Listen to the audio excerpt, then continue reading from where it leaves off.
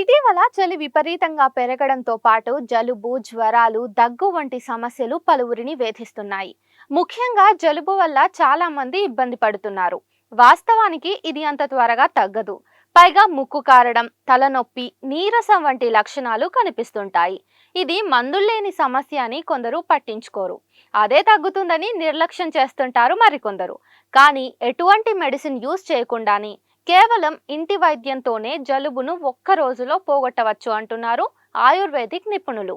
సాధారణంగా జలుబు అనేది పెద్దలకైతే ఏడాదిలో 3 నుంచి 4 సార్లు వస్తుందని, పిల్లలకైతే 13 సార్ల కంటే ఎక్కువగా కూడా రావచ్చని పలు అధ్యయనాలు పేర్కొంటున్నాయి. ఇక శీతాకాలంలో ఎవరికైనా ఈ సమస్య తలెత్తవచ్చు. అలాంటప్పుడు త్వరగా ఉపశమనం కోసం ఏం చేయాలో ఈ వీడియోలో చూద్దాం. కూల్ వెదర్ వల్ల మాత్రమే కాకుండా ఈ సీజన్లో బాడీ డీహైడ్రేషన్ వల్ల కూడా జలుబు వస్తుంది.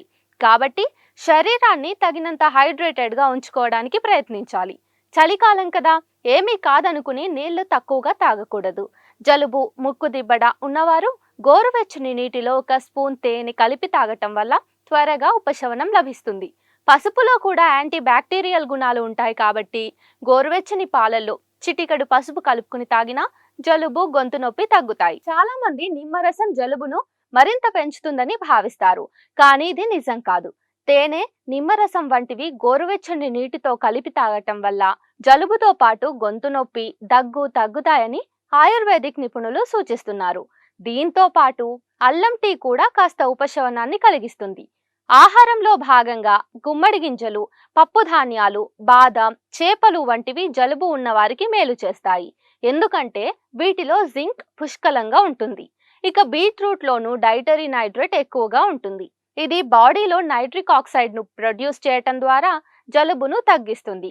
కాబట్టి చలికాలంలో ఎటువంటి టాబ్లెట్స్ వాడకుండానే ఇటువంటి ఇంటి చిట్కాలతో 24 గంటల్లో ఉపశమనాన్ని పొందవచ్చని నిపుణులు చెప్తున్నారు.